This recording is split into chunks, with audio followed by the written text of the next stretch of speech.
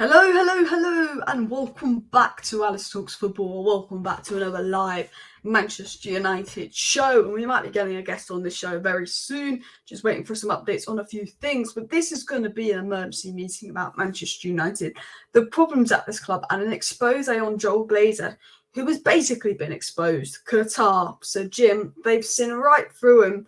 The Glazers apparently are lowering the price of Man United for the takeover. Joel Glazer, he is in the mud. And we did a bit of a expose on Joel Glazer this week. We're going to dive into some things that I've said, some things that I've done some research on. But first of all, I want to talk about Thursday night football, because some of the smaller clubs, some of the smaller Premier League teams like Liverpool play on a Thursday night. And I didn't know Liverpool was playing tonight because, we don't play on Thursday nights.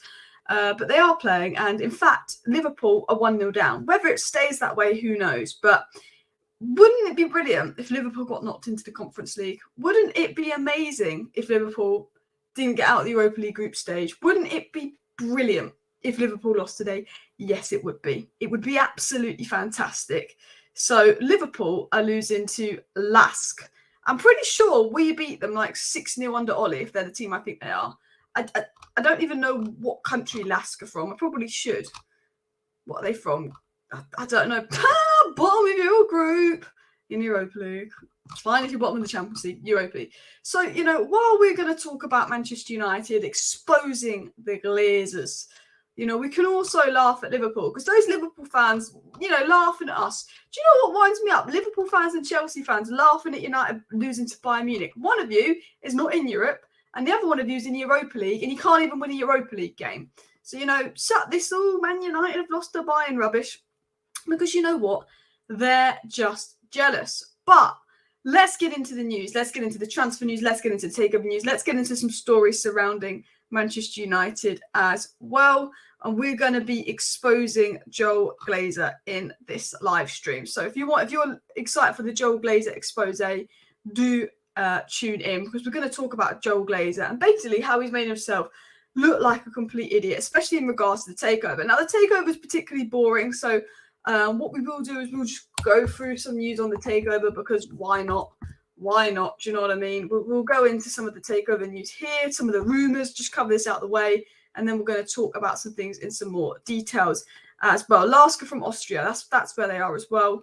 Imagine being Liverpool. Imagine Liverpool. Imagine being Liverpool in the Europa League, eh?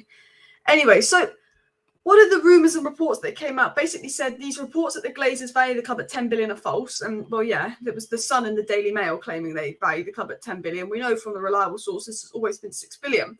But essentially they're saying that actually they value the club between 5.6 and 6.1 billion. And that the groups are understood to be just under $500 million away from the price that the Glazers want. So what's really interesting is not particularly this report, but a few reports and rumours that have been coming out lately suggesting that the valuation of the club is now 5.6 billion. We've known that the Glazers have always valued the club at 6 billion. 6 billion this, 6 billion that. We want 6 billion, not a chance until you get 6 billion. Now, the Qatarian Sir Jim's bid is in the region of around 5.2, 5.3 billion. But reports are coming out now that the Glazers would have set 5.6 billion, which means instead of being a billion or 800 million off like reported, it's actually a 3 million valuation gap. Now, obviously, a 3 million valuation gap is quite a large sum of money, but 300 million valuation gap is something that can definitely be negotiated down. And the interesting report that's come out today from Sky Sports is basically saying that the longer and longer that the Glazers delay the takeover, the club may depreciate more and more in value.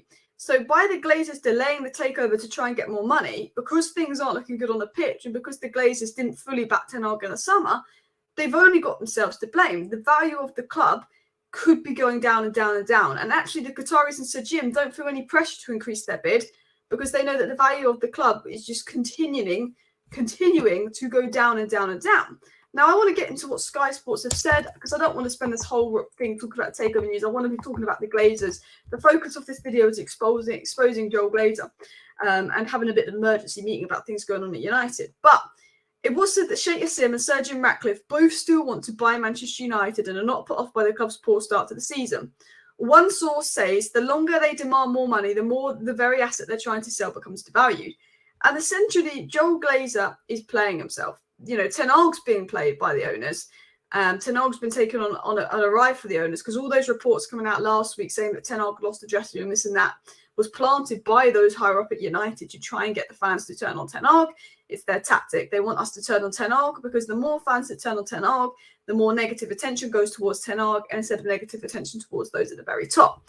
But because the club's in a negative state, because we keep losing, because we're not in a good state, there's only one positive, and that means that basically Man United's value is going down and down and down.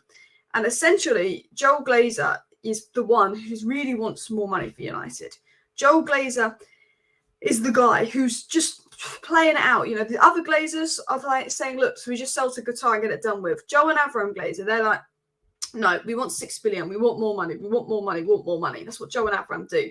They want more and more money.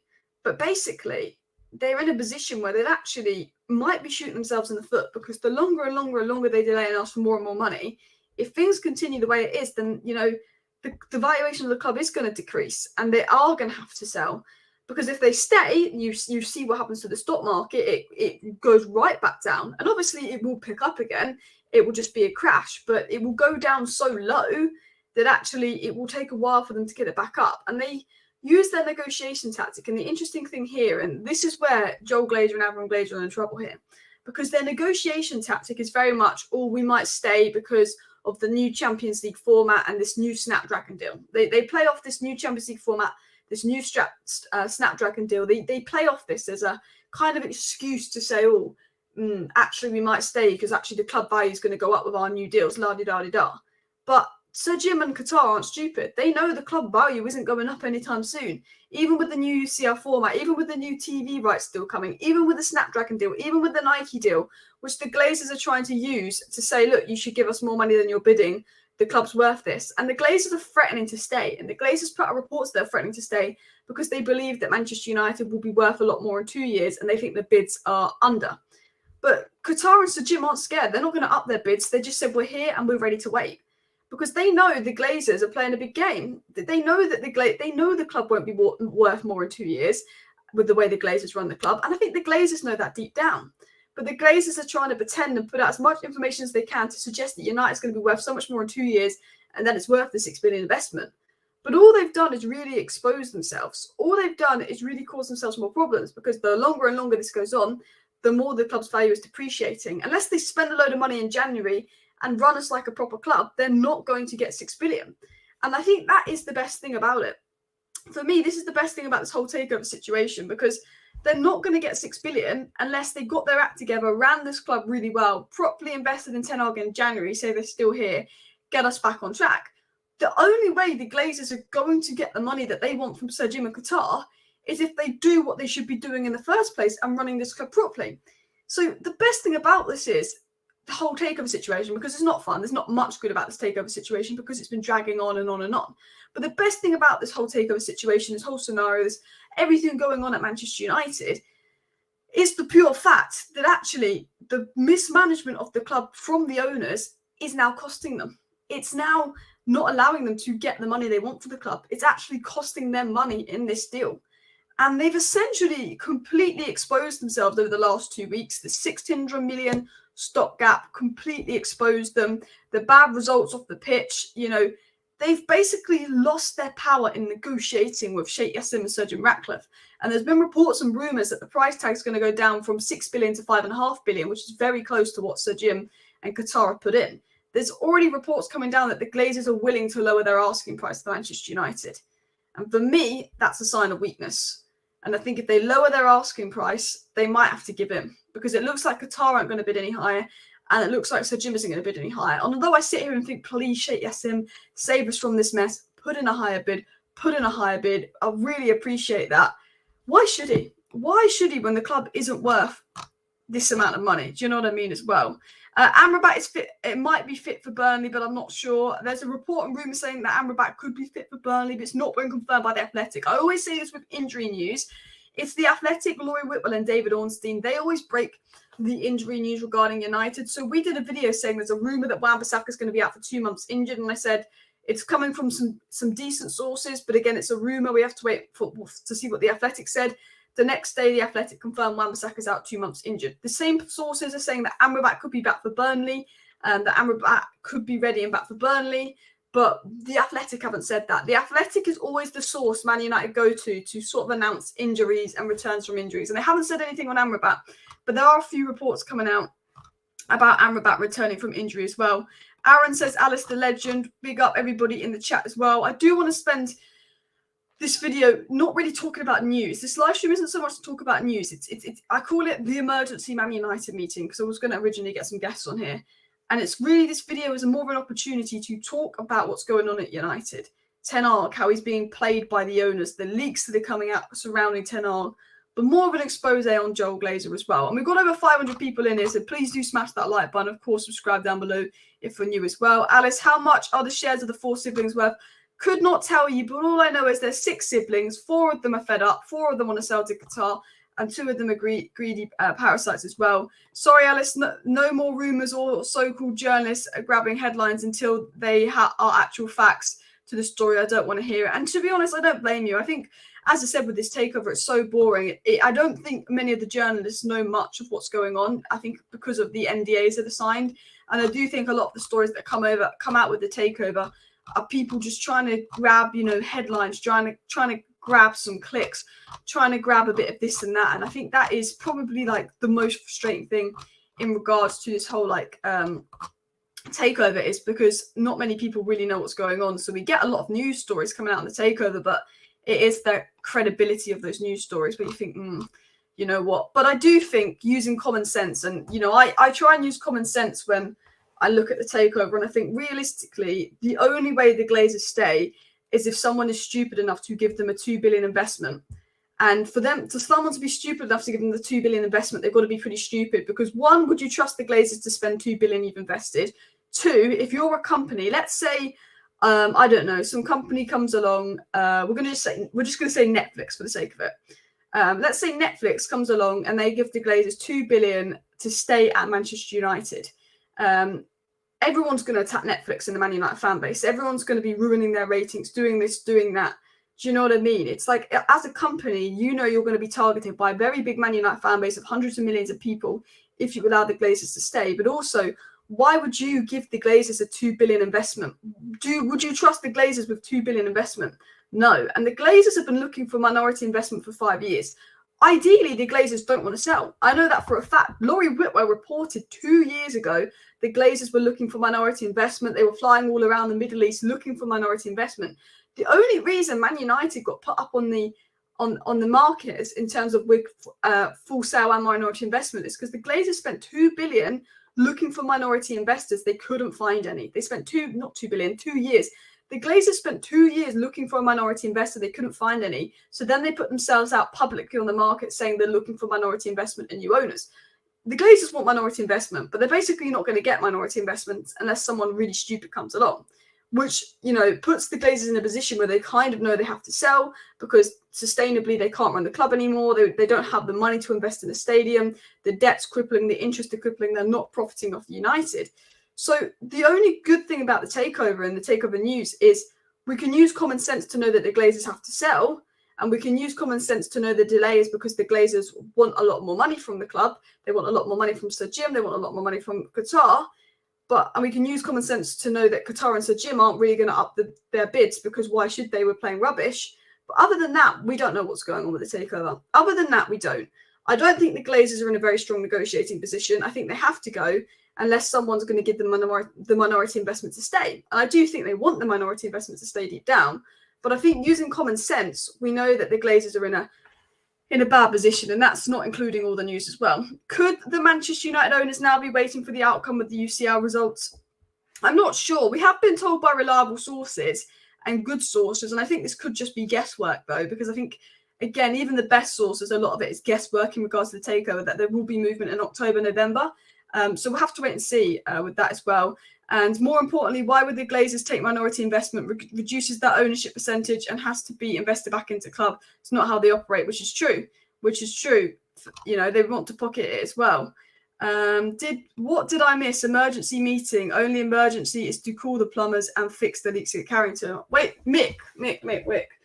If you're still on, I'll send you the link if you want to join the live stream. Because I was meant to get someone else in here and they didn't join. So if you're still around, I'll send you the link to the live stream. and we'll have the emergency meeting about the Glazers as well. We're approaching the 1 year anniversary. Why is the camera? I swear every time I go live, the camera is like, no. But yeah, I wouldn't trust the Glazers with 2 bob, let alone 2 billion. I mean, that's what they want. They want 2 billion from the Glazers, which I think is an absolute joke. They want 2 billion from the Glazers. The Glazers want 2 billion minority investment if they had a minority investor. 2 billion people. So they basically, their dream is to essentially get someone to come in and give them 2 billion, which they would just want to pay off the stadium and then pay off a bit of the debt so then they could make more profit out of the club. But again, they'd have to invest a lot of that money into the club. So, I mean, who knows with these owners? But they're in a position, and this was more of an expose on Joel Glazer, but they are in a position where they're incredibly weak. Incredibly weak, the owners. Incredibly weak.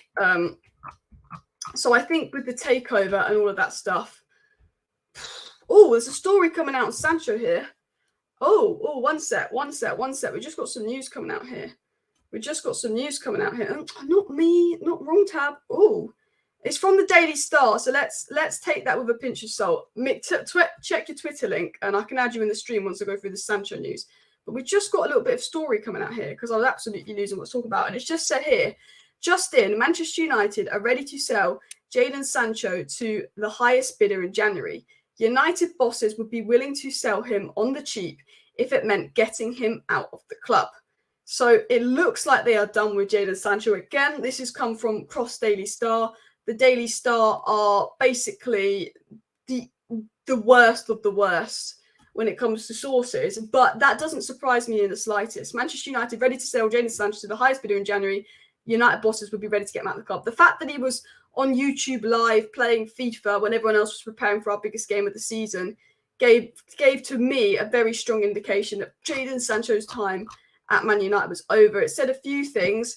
That Jadon Sancho has been told he would be welcomed back into the fold if he apologises to Ten Hag face-to-face. Sancho refuses to do this, and the standoff continues. And I have to say, this whole situation with Jadon Sancho is silly.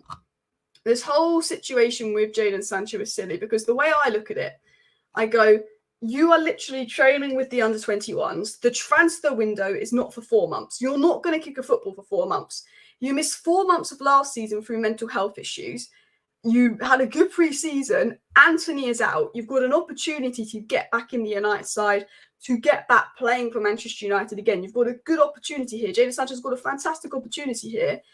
And all he's got to do is apologise to Ten Hag, and he won't. And I just think that is so stubborn. If Jadon Sancho played as well as Mo Salah has the last 3 years for Man United, if Jadon Sancho was our Mo Salah, Mo Salah's been fantastic at Liverpool the last 3 seasons. If Jadon Sancho, when he joined United 3 years ago, had been as good as Mo Salah and he was getting benched for Anthony, I would give Sancho a bit of fair enough. This is not fair. But Jadon Sancho hasn't. He's not been much better than Anthony. I think he's a better player than Anthony, but he's not been better than Anthony. And I get that Anthony's not been great and that he's annoyed that Anthony's played a bit over him. But this whole, I'm happy to just do nothing for 4 months, not go to training, not be with the first team and just sit and play FIFA for 4 whole months, then apologise to my manager. I mean, at the end of the day, maybe it's right to get rid of him in January. Maybe that isn't the attitude that we want at Manchester United as well. You know, for me, I just look at that and think it's outrageous. I actually think it's outrageous. Just the whole scenario. I do like Sancho. I've been protective of Sancho. I've been protective of this whole Jadon Sancho scenario. But I just think for me, that attitude, that's worrying. But again, come from the Daily Star, so you never know. Thank you very much, Derek Murphy, for the super chat. Really, really appreciated as well. And no good club will want him, seeing his mentality. And that's the thing, you know. Sometimes I go, is the media just attacking Jadon Sancho because the club's breathing things as maybe a distraction from the Glazers out movement? But then when I read what's come out about Jadon Sancho at England, what came out about Jadon Sancho at Dortmund, and in his Manchester City Academy days, and the fact that he's refusing to apologise, and I kind of believe that story, because why is he still training with the academy? Why is he playing FIFA? Why are certain Man United teammates annoyed at him? I do think for me that is serious attitude problem. You know, no matter how annoyed you are at the manager for not playing you, you work harder in training to prove the manager wrong. You give your 100% in training, and when you're on the pitch, you give your 100% to prove the manager wrong. But players want to do it the easy way at United. There's too many players, and Ollie said this in his interview, there's too many players at Manchester United who, when they're not playing, instead of doing what you should be doing and working 10 times harder in training and, you know, taking your chance when you're on the pitch, there's too many players that are just ready to strop, and their agents and their family put in their head that they're big players and they're better than this person, they're better than that person. There's too many people that are ready to strop. There's too many people that are ready to just force a move. And Ollie said this, there was players at Man United that when they weren't playing, instead of trying to prove them wrong and work hard in training, they had a strop, they went to their agent, they refused to train, they refused to play, and they got the move. And players are doing the easy option. They're blaming Man United. They're saying, well, if it's not working out, I'm not going to train, I'm not going to play, and I'm going to force a move. If it's not working out, your attitude should be, let me prove the manager wrong. Because Wan-Bissaka did that. And Wan-Bissaka's been excellent since. Thank you very much for the super chat, Alice. You're glowing today, my love. I hope you have a great day. Good days are ahead. Thank you very much for the super chat. We've got Mick now in here, so we're going to add Mick to the stream, people. Hey, Mick, how's it going? Oh, where's the emergency? What's happening? I'm good, Alice. How are you? I'm good, thanks. I'm just going to put my headphones in, so see if you come out there. No worries, no worries. I was just having a nap. Echo on the stream because my headset is not coming. Guys, is there an echo in the stream? Is there an echo in the stream? Just let me know there quickly, and I'll see if I can adjust the sounds. Headphones. Okay, speak. Yep. Yeah, got you there. No echo here. So Mick is in the chat. How are you feeling about the takeover? This news coming out that basically Sheikh Yassim and Sir Jim aren't gonna up their bids because we keep losing. That's fair enough. The club is not worth that much money, to be honest, right? You know, according to Forbes, it's maximum worth 4.5 billion, according to the Forbes evaluation. So anyone, I mean, if I was the Glazers, I mean, if Glazers has run this business properly, according to my opinion, for the past at least 18 years, been, you know, we've seen it before. Like, you know, they invest a little bit the first year, they invest in new manager, everyone gets giddy, buys the shirts. Second year, they sort of close the tap, you know, and the vicious cycle repeats again. So basically leads that they sack the manager and they're actually winning money by the share prices falling off. And so they've been kind of buying it up. So fair play. Like, but at the end of the day, this is what's coming out in the ether. So I always say, you know, the only sources that I kind of believe in is the Bloombergs and the Reuters that have no fight in these, no dog in the fight, other than the so-called sports journalists, to be honest. But yeah, no, this needs to be resolved, Alice, 100%. The Stafford character needs answers, hence what you see in the emergency meetings, because imagine being unemployed, right? You don't know yet, you haven't had any pay increase, you haven't had any appreciation or evaluation, you don't know what's going on. And this leads to unloyalty towards the company or the brand, kind of per se. Yeah. No wonder you kind of get a little bit leaks and snippets going out to journalists to leak information systematically, like so. Where we're sitting in the league table is irrelevant for me at the moment. Of course, we are there to compete, but Ten Hag hasn't been given the players according to the reports what we've seen here. Like, you know, some of the players was his signing, some of them are deliberately sabotage by going over his playing style. So this is kind of a vicious cycle what we've seen over and over again, year in, year out, like, you know. And I just wanted to end, and most people want it to end too. I agree with you with the cycle, because you can sack Ten Hag, but if the same people are at the top of the club, we'll have the same cycle with the next manager and the manager after and the manager after. And I think we're at a point now where it's been 10 years, more than 10 years of awfulness. We deserve a break. You've got Qatar there with 5.2 billion bid, which should be more than enough. And they're just being greedy and they're holding out for the club. And it's so infuriating. But I've got a quick super chat here saying, I like Sancho, but this is true. I've lost all respect for him. And I don't know if you've seen the Sancho news, but it's kind of repeated news. But obviously, 4 weeks ago, Sancho put out that statement on social media saying he was being scapegoated. And then he's obviously taken the statement down, but he obviously didn't make up with Ten Hag. It was said by Laurie Whitwell, a few sources, that he refused to apologise. So he was kicked out of the squad and he was put in under 18s training or something. It's now coming out that he's refusing to apologise. Do you have any thoughts on this? Do you feel a bit annoyed just because Anthony's not available? Not really. I mean, if I may speak freely, freedom of speech. I heard this one week, the week before there was a massive bust out at Carrington with Ten Hag, and apparently there was some really nasty words at Ten Hag. To be honest, um, if he's training with the squad, and it comes down to simple like this. It all comes down to who's advising you. You look at who your agent is, what the agent is telling you. You know, agents going to back you up no matter what, because agents nowadays are doing the 365 management, meaning they counsel you, they provide you all the billing services, the image rights, and all that stuff. And of course, it comes down to also, if you look at Harry Maguire, the agent of Harry Maguire, also telling him like, no, Harry, you're good, stay for the contract, right? Yeah. So it comes down to people are willing to sit down, have a fight, but they will still get paid. Yeah. I would love to see some repercussion in the contract to say, like, if this happens, we'll cut you down your salary in half. Yeah. I mean, what's your thoughts on this? It's just frustrating because I just think there's clearly an attitude problem here. I think there's things that we don't know. There's definitely got to be something going on behind the scenes that we don't know in regards to Jadon Sancho, just because the whole, like, okay, he's picked Anthony over you a couple of times, but with 3 games into the season, yeah, he had a good preseason, but Jadon Sancho's not been anything special.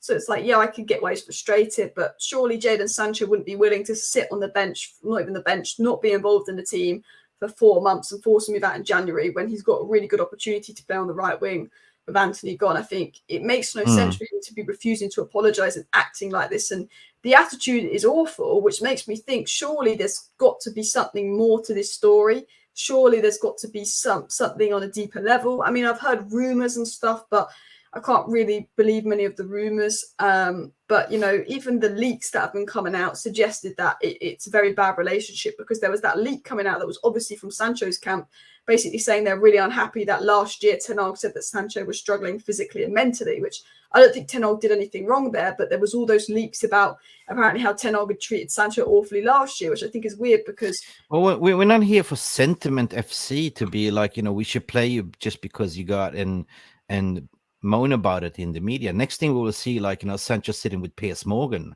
You know what I mean? Oh, if he does honestly, that, I'll lose it. Like the drop of the ocean was also to see Harry Maguire's poor mother, like, going out in social media to say Harry's a good boy and all that stuff. Like, it's a mess, Alice. Like, you get picked because of your merit, because what you produce on the pitch and on the training ground, 100%. If you're not fit enough or if you're not good enough, Erik ten Hag is not going to play you. Like, we've seen that, right? And I was actually in Thailand when they had the world tour last year, like, and I was at Bangkok training station, there's the stadium, and I saw, like, when they were training and Ten Hag was giving the push-ups punishment. I was gonna, oh my god, you don't want to mess with this guy. Yeah, he's a tough manager, and I think he's a no-nonsense manager, and I think the players that have attitude problems are going to struggle at Man United under Erik ten Hag. I think I like Sancho, but when you hear stuff about what he did at Dortmund, England, Man City, yeah, I think something's gone on behind the scenes, and maybe Sancho has a reason to be annoyed at Ten Hag. But when you're on 350 grand a week, you just sometimes have to suck it up. Taking the piss. I mean, you can look at the modern footballers today. I mean, you have Erik ten Hag was speaking about it's a generational talents, right?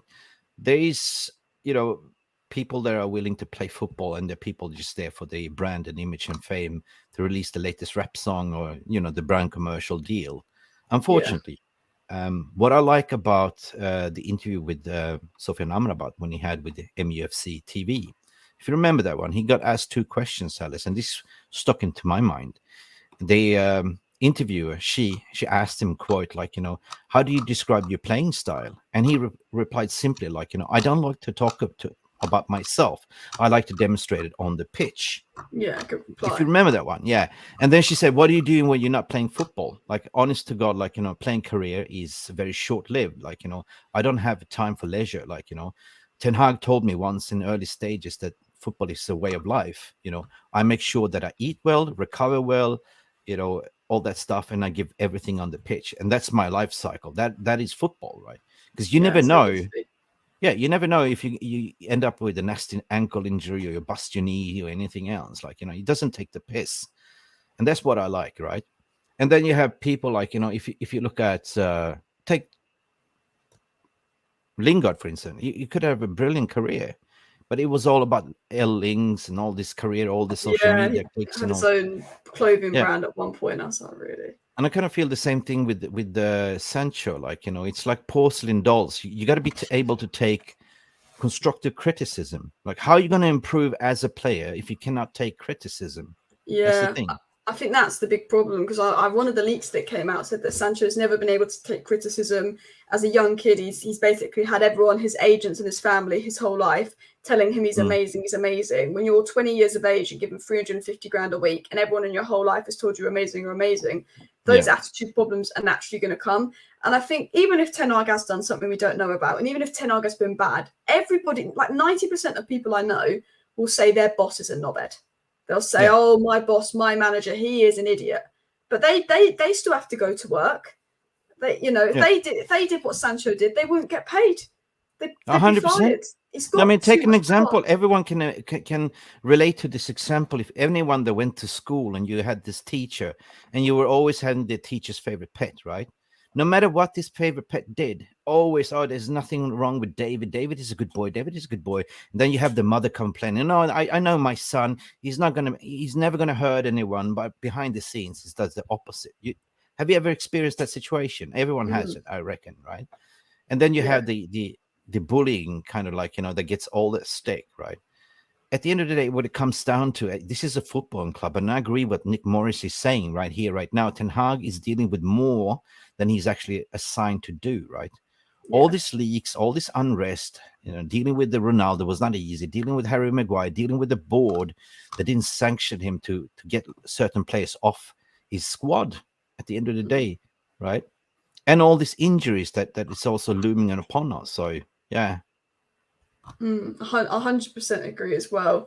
I just think, we've got too many players with too much power on too big of wages. And Ollie said, I don't know if you looked at some of the quotes from the Ollie interview.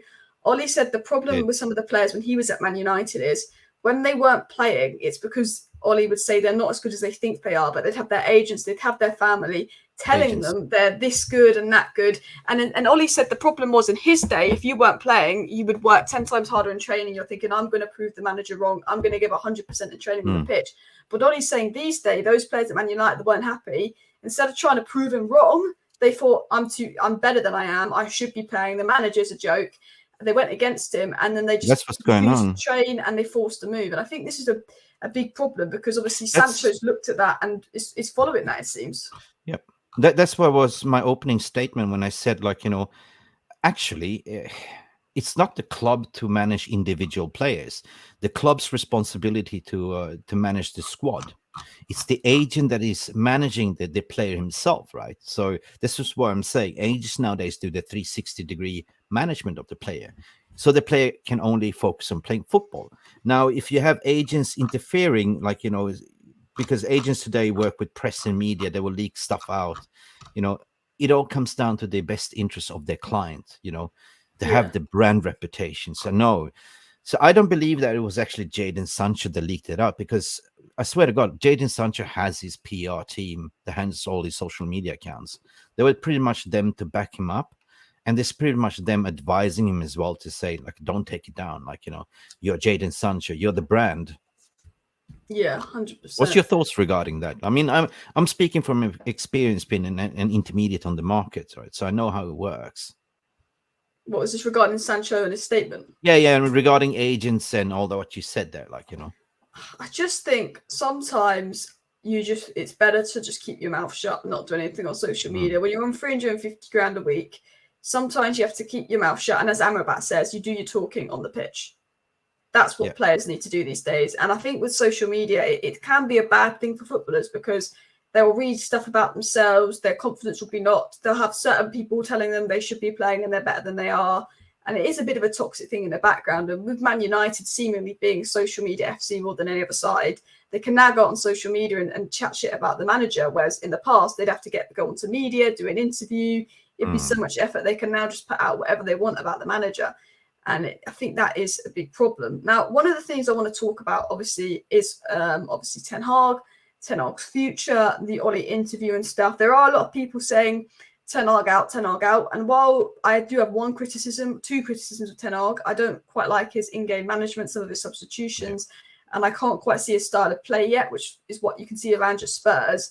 I am personally Ten Hag in, because I think it doesn't matter if you sack the manager. Nothing will change until those above them change. And I'll quickly summarize what's on the screen. Ollie, in his interview, spoke about a list of players that he wanted, Haaland, Caicedo, Bellingham, Declan Rice, all at one point in time. And basically he was told that some of these players were too young, they're not ready for United, or they weren't worth the money. All of these players now are £100 million players. We had Ragnick come in and basically did that brilliant speech, open heart surgery, basically laid out to United everything they need to do to be a top club again. Even suggested players like Julian Alvarez and Enzo Fernandez, who were bargains, players like Guardiola, Ukuku. They completely ignored Ragnick. They sacked him. And, Ragnick has one of the best talent IDs in football. Then a report came out literally 3 days ago, basically saying Ten Hag really wanted Harry Kane, but Joel Glazer decided that was the wrong decision. Now, some people would agree with Joel Glazer that maybe Harry Kane, with his age and everything, isn't who United should be signing. But it's the sure principle that why is Joel Glazer, a man that has admitted many times to not even knowing the offside rule in football, not even knowing anything about football, making the final decision about who we sign and sell? Because people are very critical of our recruitment team, our scouts, our analysts, and all of that. But the thing that I've noticed at United is that we find the right players a lot of the time. We pick out these brilliant players. Hoyland was actually one picked out by our analysts, and we actually went for it, and I think that was smart. But we find the Caicedos, we find the Julian Alvarez, we find the Enzo Fernandezes, all those great young players, and then we take it to those at the top, and they're like, no, go get Cavani instead of this young striker or all of these players. And that is, for me, the biggest problem at United. And I kind of did this long paragraph speech, and I basically said, everyone's critical of those at United, and then people are very critical of Ten Hag. But actually, if we sack Ten Hag, we've got to rebuild again. And I think rebuilding at United is going to be 10 times harder than it is at any other club, because you've got the people above Ten Hag aren't going to change if he's sacked. So I don't think we're going to become a better side by sacking the manager, honestly, in my opinion. Yeah, no, I put out the tweet the other day too, because I think I kind of cracked the Da Vinci Code what the Glazers is trying to do, if I may share so, because it's becoming more and more clear and obvious, they're outing themselves. So I start to believe that, Glazers, they do invest without shadow of a doubt. Like whenever you have appoint a new manager, but I always start to believe now that they give the maximum 3 players, right, to the manager. But then they overrule the manager. And who does that? Is that the director of football? Is the CEO? Is the Joe Glazer? Because this benefits them at the end of the day. That is the playbook, what we've seen played out. We cannot sack Ten Hag at this point of the stage, So I see as a sabotage, it's pure Glazenomics at the end of the day, to keep the gravy train going, year in, year out. Give the manager a small signing, second year. No, you're not going to have this player. We're going to give you that shit player instead. And then they're gonna plan to throw everything on the manager and throw him under the bus and selling us fans the story. Now, excuse me, we're getting immune to that. We've seen this movie before, and that's why I say, the Fifth Sense. I see dead people. So 100%. That thing you mentioned about the free signings max, Ollie revealed that. What is your thoughts on that? I mean, I have a lot to say on it. It says that we only appointed a director of football, a fake director of football, because to silence the fan base, to be honest, to say, hey, we have a director of football, but he's not a director of football. He's a puppet, 100%. How many times have we seen come end of the window, John, where are you? John, where's the deals? I bet you Ten Hag is knocking on his door, say, John, what's going on here? I gave you my wish list, where is it? I'm sorry, you ordered a Happy Meal. Now you ordered a Big Mac supersize. But what about having a Happy Meal with a toy? Are you happy? You get a toy as well. It's always mad as well, because I feel like they try and make themselves look busy. They go out to Barcelona, or we're getting De Jong.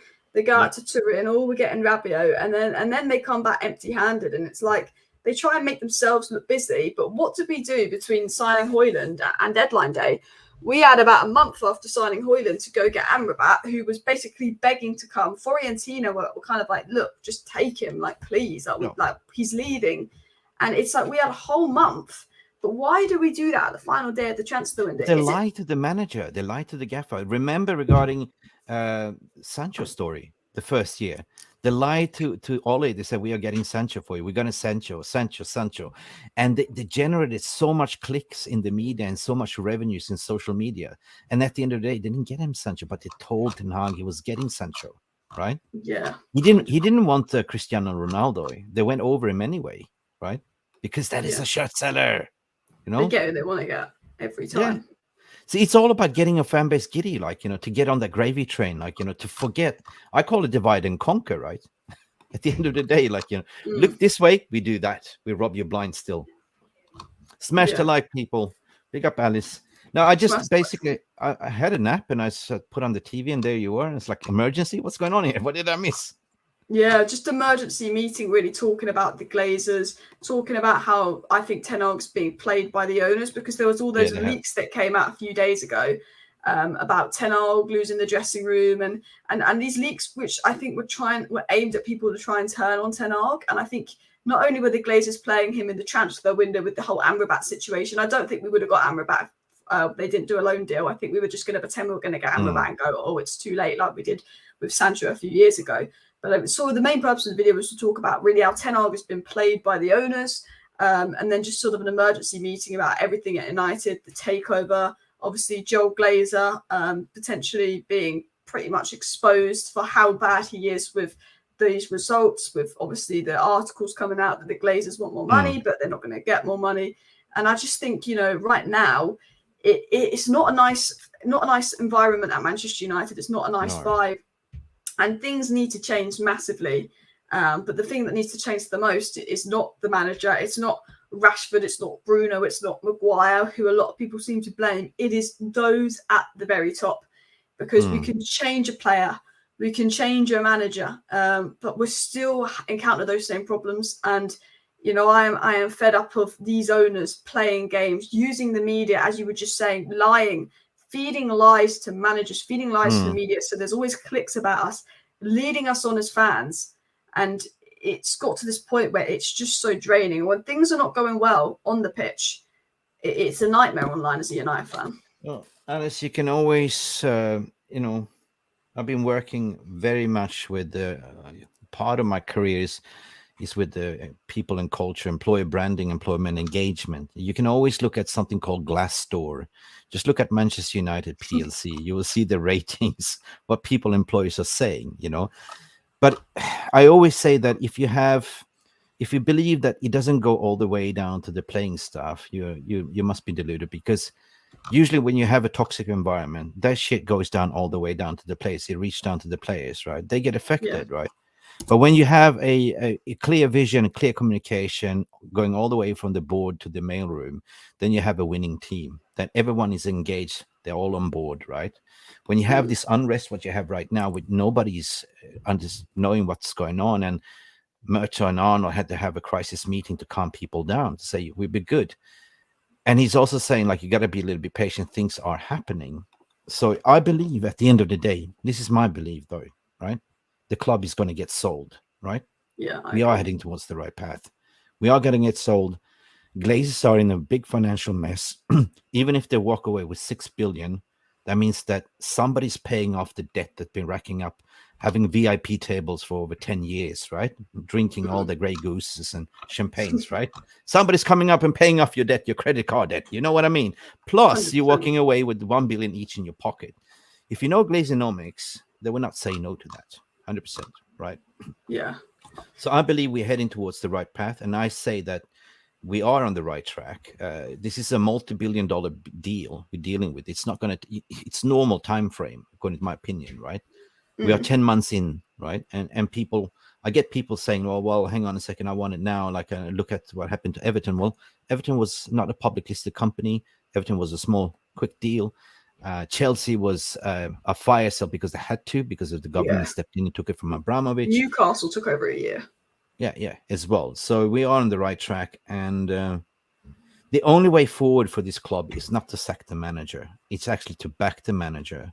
It took Klopp 3 years to get going. It took Arteta 4 years. Yeah, Arteta as well. We never gave a manager more than 2 years. So, I and know. we have to start over again.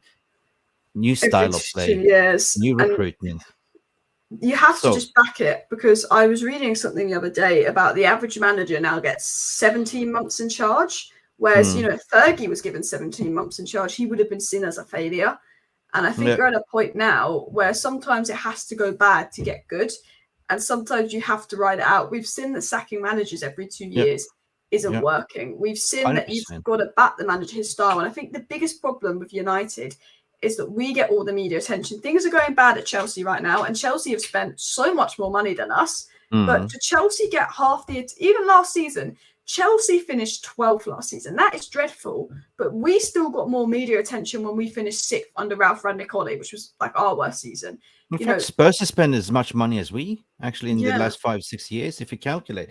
But no, you got a point there, because we still haven't won a trophy, a Champions League trophy, for over 10 years. We still haven't won the league for over 10 years. But we are the biggest club in the world, and the ones that generates the most revenues, the most media attention. We're the most written club in the world still. Do you That's get what my I'm point? saying. Because Yeah. the thing about Ten Hag is, Arteta, there was Arteta out movement, but the whole media wasn't going, Arteta needs to go. The whole media doesn't talk about Chelsea as much as they talk about United when they're bad. When Man United are bad, when Man United lose, that gets talked about more than any other team in history of football. We are the biggest and most talked about club in the media, and that is a fact. We generate the most clicks. When there's negativity, it generates clicks. So the thing is, Ten Hag's not allowed to have a few bad results, because the whole media will go on and in Ten Hag. And they do this with every Man United manager.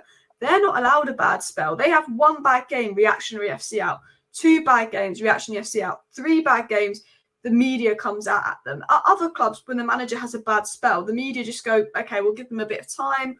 We'll see. But at United, the managers, I think the media's a big part of it. They instantly, as soon as they have one or bad 2 periods, the media's like, now the manager needs to go, the manager needs to go, the manager needs to go. And as soon as a player that Man United sign is bad, it gets talked about a lot. True. If another top club signs a player, they don't hit the ground running, it doesn't get talked about a lot. And I think that makes it worse, because Man United feel media pressure to sack managers every 2 years. 100%. I saw Tank the Sherman in the chat saying it took Sir Alex 3 years as well. I 100% agreed. But what we can do as fan base, Alex, this is my suggestion. Like, we should stop this to happen. If we see this going the way that they want to sack the manager, we should actually gather as a global fan base to say, don't touch my Ten Hag. You know what I mean? You've seen that Ghostbuster sign, right? Yeah. If somebody can design a logo with Ten Hag in the middle and say, don't touch my Eric Ten Hag, Glazers out. Yeah. And spread it, because we need to sort of create the awareness what's really going on behind the scenes. And sacking the manager will only benefit the Glazers again and again and again. And if this cycle continues, we won't be anywhere within 10 years if the Glazers are still here. All right. So people wake up, smell the coffee, Pep Guardiola could be our manager, and I think he wouldn't be doing much. He's the best manager in the world right now, but I don't think he could do much with the attitude of the dressing room, unless the board backed him for about 4 seasons. But I think it would take him 4 seasons to do what he did in 2 seasons at City, just because United operate at 50%, City operate at 100%. I'm still trying to wrap my head around this whole leaking situation. I know there's people leaking information above Ten Hag, right? But I start to think that is kind of like a fifth colony that are there deliberately to sabotage, every second year, there was spread its toxic environment around the. It actually turns out that the playbook the Glazer wants, right? Sack the manager, get a new manager, buy new players, excite the players, shirt sellers, sack the manager, off we go again. And basically, they don't want to win. They don't want to win Premier League. They're just happy to make top 4. Yeah, and what just baffles me, I'm a businessman myself. I'm a business owner. So I keep saying to myself, I want to be the best in class. I want to be profitable. I want to win at all costs. So I'm saying if Glazers only had a business acumen, honest to God, they spent money. Yes, they have. But if they had spent more money on the right areas and took the right advice, they were getting more money by, you know, winning Champions Leagues, by Premier Leagues, 100%. X, Y, and Z, right? It It's does not make. That's what makes me like go crazy, because I'm like, Man United is one of those clubs that it generates so much money that actually, you know, Newcastle and Man City, they needed the money of sovereign wealth to be a club at the very, very top. But we're a club that is so big and generates so much money, and Fergie made us so big that actually, if we had owners that maybe didn't have the money that Man City and Chelsea and Newcastle's owners had, but if we had owners that knew about football, cared about football, and ran us with the right model, like Brighton are run, Benfica are run, you know, Bayern's run really well, Ajax has run really well, and employed the right people, we spent 1.4 billion, the second most since Sir Alex Ferguson's retired, third most actually, because Chelsea have spent that in about the last 2 years. We spent the third most amount of money since Sir Alex Ferguson's retired. Had we employed people that weren't Ed Woodward proper people, had we run this club properly, like a proper club with a vision, and backed the manager for many years, I guarantee you now we'd be sitting here with 2 Premier Leagues and maybe a Champions League at least, because I think we could do that. But their problem is they haven't done that. And when they haven't done that, they haven't invested in Carrington, they haven't invested in the stadium, they've let everything rot. And now they're in a situation where they want 6 billion for the club, and Qatar and Sir Jim are laughing at them. They're saying, well, look, if you'd run the club properly, if you were winning league titles and stuff, and if you'd actually cleared a bit of the debt or bothered to do the stadium, you would easily get 6-7 billion.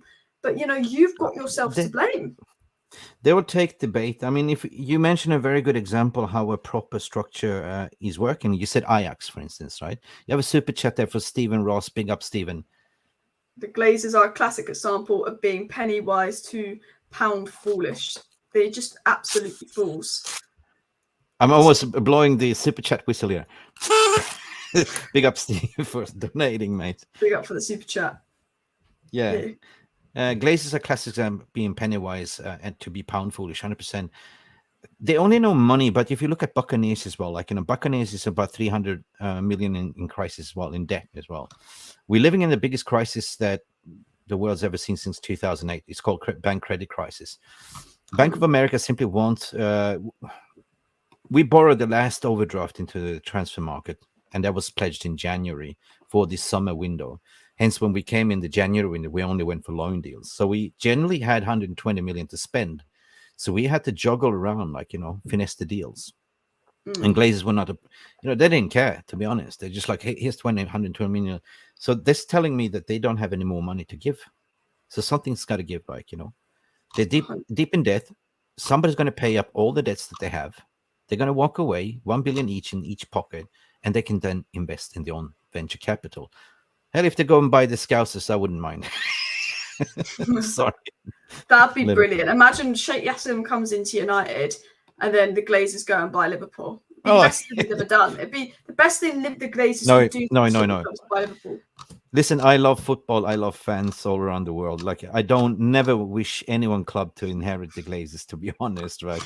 But I want to get back to my point in what you mentioned with Ajax. But at Ajax, you had a proper structure. Like, you had the Bermuda Triangle of Ajax, what I call it. Like, I draw it up, like, you know, where you have Erik ten Hag was working with the football director Overmars, right?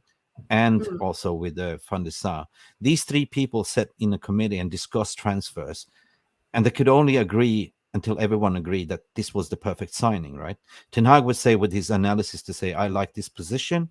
They've done all the analysis, they developed a persona profile, what fits within his mold and system. They sit within this meeting, Overmars, Van der Sar, and Erik ten Hag. They discuss these players and then decide, let's go for it, right? Yeah.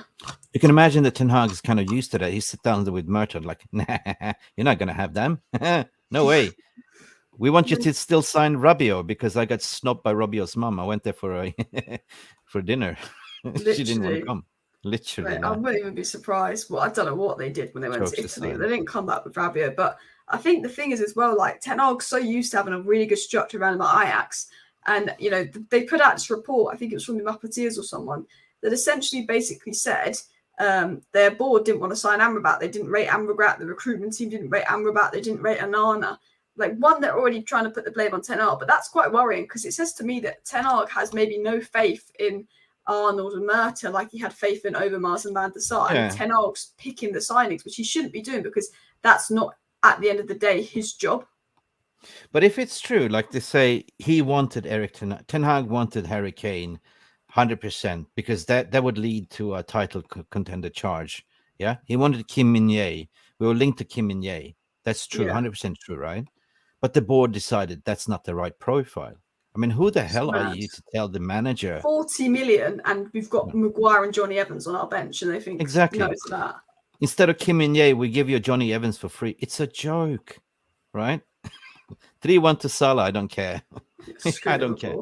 Regarding the style of play, if I may express my thoughts, right? The style of play, we haven't really seen what he wants to implement as of yet. We haven't. He's been given a blow with all these injuries. Like 10 injuries is the unprecedented. I've never seen that in a squad before, right? But it all comes down to accumulation of last season, playing 3 games a week, playing a World Cup in the middle of everything, plus the increase, the extra time, the FA, right? So all of a sudden you're playing 9 extra minutes.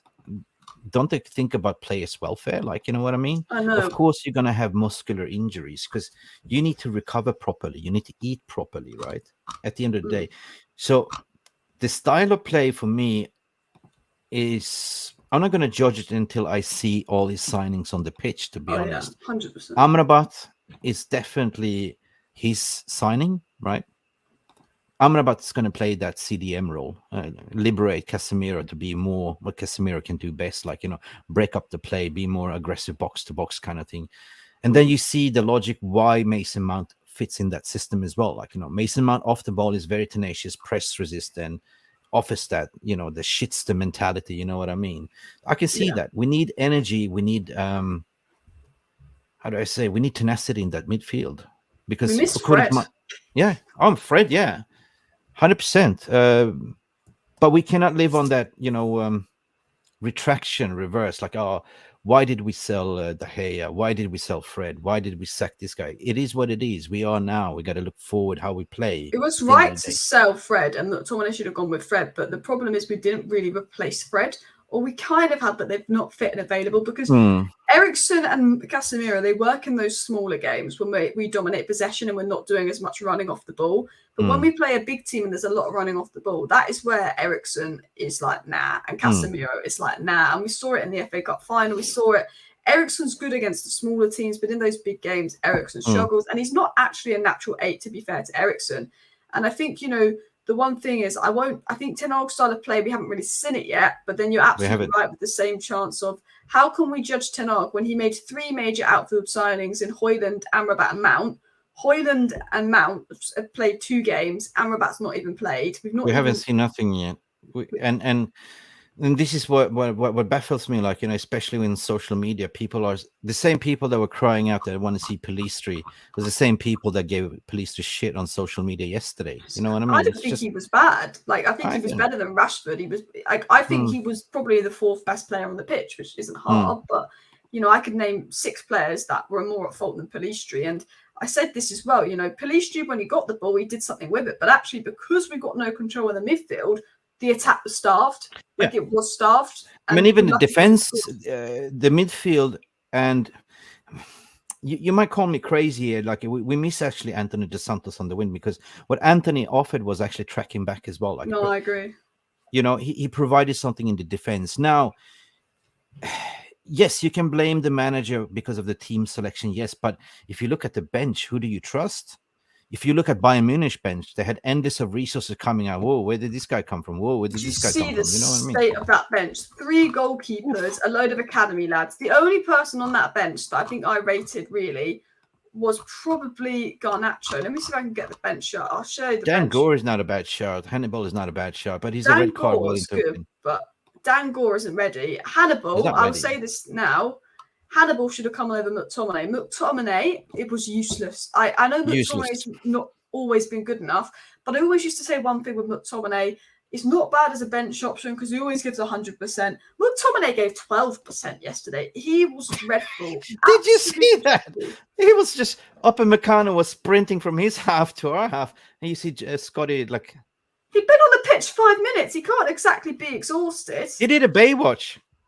I know. And I just look at it. It's slow motion. Be ready. honestly, it made me so angry because it's not like he'd been playing 90 minutes. He's barely kicked the football. And, you know, and I was like, he just wasn't trying. And I think Hannibal Mejbri comes off versus Brighton and he comes with that energy and tempo. And yes, Hannibal Mejbri's a bit rash. And if you're looking to control the game, you would expect someone to give that defensive stability. But I look at Man United and I go, you know what? If there's no Mount, no Amrabat or no Maino available at the weekend, I want to see Hannibal Mejbri coming in for Eriksen and not McTominay, because McTominay was dreadful. Hannibal Mejbri came in with that hunger. But looking at the bench here, like Martial, I'm not going to be mean. Martial was good, but he was very good. I was like, wow, I was surprised. Like, he was good, but like he isn't Man United bench quality anymore just because his legs don't work very well. Garnacho's great, but he's young. He's a raw talent. We can't be relying on him to be our number one guy off the bench. McTominay should have gone to West Ham. Three goalkeepers. Johnny Evans, who we shouldn't have even signed in the first place. We should have got Kim Min-jae, if not Pavard or Todibo. Dan Gore, who I rate really highly, but I don't think he is. For me, I think he would need a loan. Mejbri, who's a great young, hungry player, but again, you know, he really shouldn't be the number one relying on. Youngster. And look, Forson, I'm not going to lie, didn't look particularly good in pre-season. I'm sure he's a good young player, but I think he'll be more of a Brandon Williams type player and have a good career lower down. I'd rather see this Norwegian kid. What is his name? Hansen. He does look good. He is good. Because we've got a few good ones in the academy, but I think Hansen is probably the most mature, because some of the really good ones, I'm like, they're just not ready yet. But if we stick to this, and what I want to land on the style of play. Now, if you see the person that has, and if you see the person that's coming back into, you see that Kobe Maino is coming back, right? You see the Mount is getting fit, Amrabat is getting fit, Varane is getting fit. It's going to be a total different United, 100%. So basically, he was dealt with an injury blow, and he had to play with what he had. Like, he couldn't play his style, like, you know. 100%. It was kind of unbalanced, right? It's like when you're driving your car, like everyone that's driving a car, if your one wheel is unbalanced, the steering wheel will be shaking, right? So you need to balance that midfield. And he literally said in the interview, it's nothing wrong with the defense. It's about the midfield not helping out. Yeah, they've got no protection. Whereas Casemiro was so good last season at protecting them, and he's being drawn out. He's run ragged. He's blown out of steam. He needs help, right? What's going on? I accidentally kicked you out there. I don't know what, I pressed the wrong button, but you're absolutely right. And I mentioned this, and this doesn't even bring in players like Amad Diallo, who might be quite good on the right wing. Diallo too, yeah. I said these four players are sort of 1 to 2 weeks away, these four players here. And I said Eriksen doesn't have the legs for the big games. And while I'm not Mason Mount's biggest admirer, what Mason Mount's best attribute is, and what Mason Mount was signed for, is his ability 100%. Off the ball, to press, to cover ground. Mason Mount will probably run twice the amount of Eriksen, like off the ball. I think Eriksen's miles better on the ball, and technically, when you dominate possession, Eriksen's a good guy to have. If you're not doing much running off the ball, you dominate possession. Here is the problem: when people are watching on telly, everyone is watching the ball. Nobody's watching what's going on off the ball, right? So I tend to see what Eriksen does. Unfortunately, I called him out last season to say my biggest fear is about Eriksen when he came back from injury, that he's going to be turned into the prime Juan Mata. Great technical abilities with no legs, and unfortunately, we see that premonitions coming to play here. He'd be great in a slower league, but like Mata. But I think the Premier League is played at such a high tempo and intensity that actually, if we want to play the way that Ten Hag wants to play going onwards, Eriksen could be nothing more than a bench player, really, which is what he should be. But I again, sort of going back to this, I said Mason Mount will help with that, I think, off the ball movement that Eriksen lacks. I think Amrabat will just bring that defensive balance, because Casemiro has not quite been there defensively. And I'm not going to turn on Casemiro. I don't think him and Eriksen work together in the big games, but I'm not. He scored 2 goals yesterday. Exactly. I'm not going to. What a warrior! He's laying down on the pitch. That ball is going in. It's going in.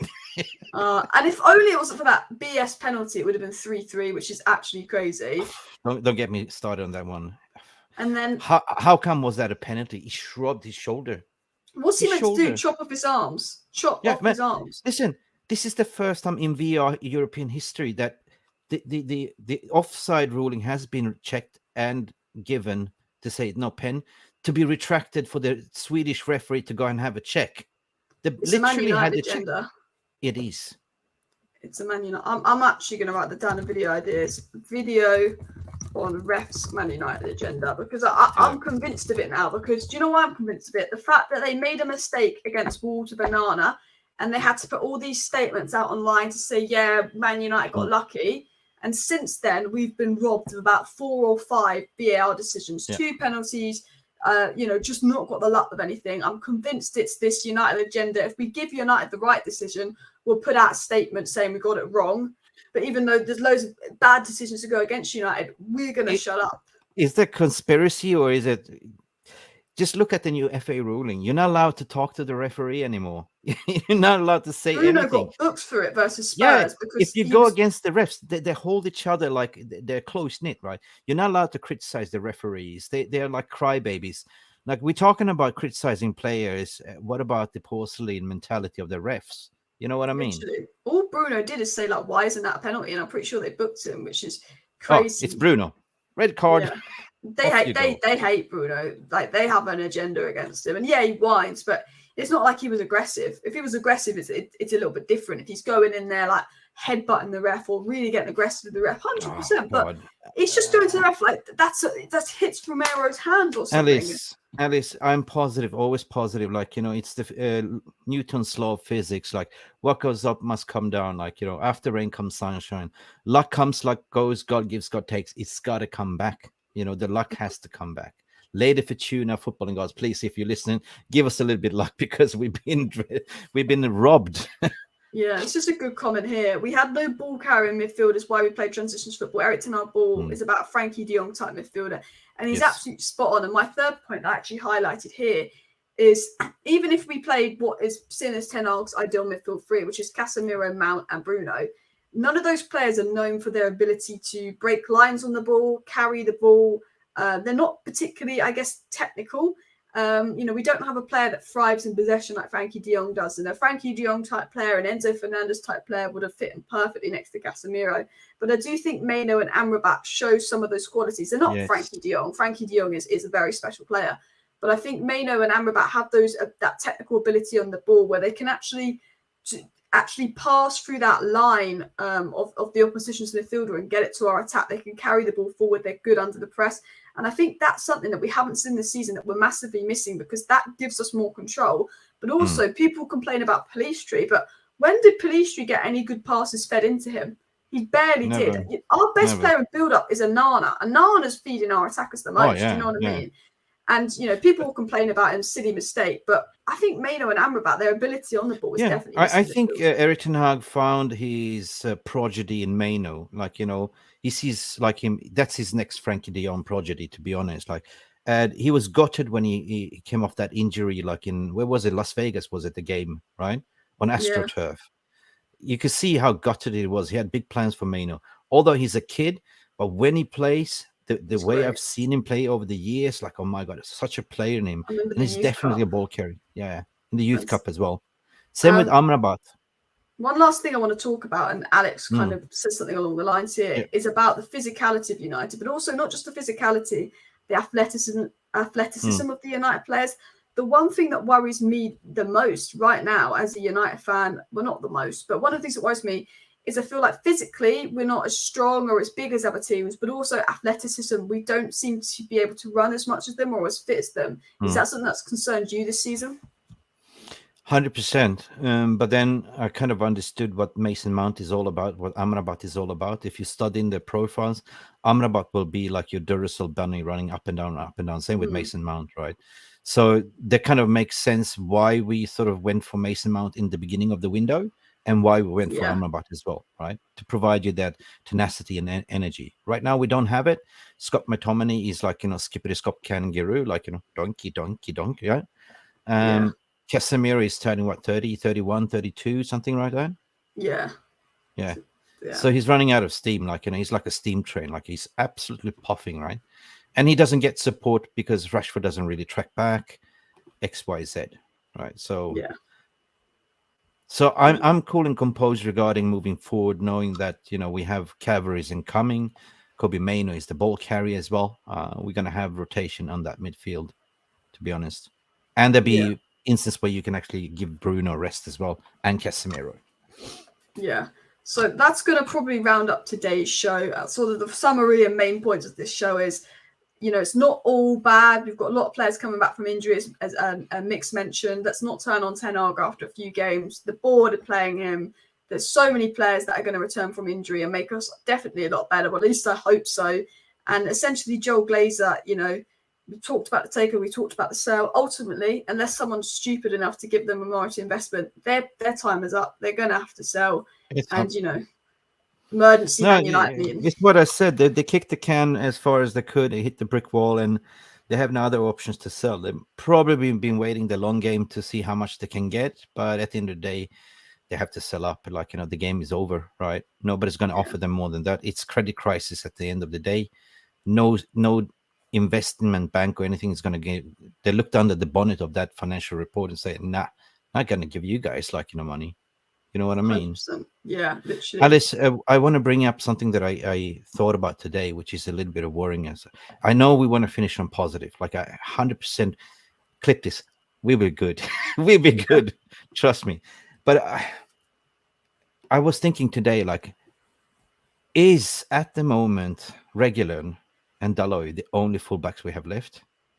Probably. I mean, there's probably some in the academy, but we let go of Gerardo, we let go of Fernandez. Obviously, Brandon Williams has gone out on loan. The academy fullbacks aren't known. Obviously, if something happened, I'm like, okay, we've got Alvaro Fernandez or we've got Brandon Williams, but they're loaned out. I know we have to go into the academy, or we'll be at a point where it's Lissandro Martinez is playing left back, or someone's out of position.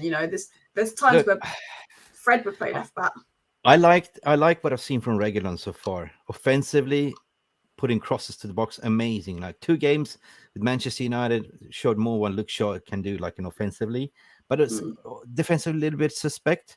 But God, please stay fit, because if they do have a hamstring issue or something, we have no left back or right back. I know. Right? God. We are cursed. I don't want to see Johnny Evans playing left back or something like that. The thing is bad is it's not like Wan-Bissaka's out for 2 weeks. Wan-Bissaka and Shaw out for 2 months. Malassi has been out since May or June. Yeah, I didn't even make pre-season. So it's these guys have to stay fit. And that's the worst part, because we've got so many games. Games are longer. And I think, and Nuruddin mentioned this the other day, because we played more games than any other team last season and we didn't have the squad depth for it, part of it is affecting us this season, because Liverpool went for the quadruple last season before, and they started last season really bad because Liverpool had played way more games than anyone else. And then they obviously recovered towards the end of the season. And Nuruddin's saying, because we wanted to stay in all 4 cup competitions like Liverpool did the year before, and we didn't quite have the squad depth for it, potentially that is what's affecting us, because Liverpool got so many injuries and was so poor at the start of last season. I think that's got a big part to play. 100%. And Jay Daly, which is part of my panel as well, he's a personal trainer, he's a professional bodybuilder champion and stuff like that. He's a football rugby coach as well, and he mentioned it spot on. It's all about recovery in time. And if you lift heavy every session, if you go to the gym, Alice, and you start lifting heavy plates 4 times a week, right, you got to have overtraining and muscle fatigue and injuries. 100%. Big up Stephanie Griffith. Yeah, big up everybody tuning in. I'm going to have to wrap up the show here because my dinner's going to go cold. But Mick, tell the viewers where they can find you online. Online, I live on MUFC Realist TV platform. We're going live tonight, 9 p.m. to discuss. We're going to absolutely make turf no more. I believe so, Alex. Once we finish, it's going to be turf no more, right? If we don't win, I'm not going to be happy. Just look for me at Twitter, MickRuby _MURTV, or just find me on YouTube, or just DM me as well. Alice, please come back to my show one day as well. It was a pleasure for the first time to have this emergency invite. Perfect. Everybody smash the like, subscribe if you're new. I'll be back tomorrow. See you then, and bye.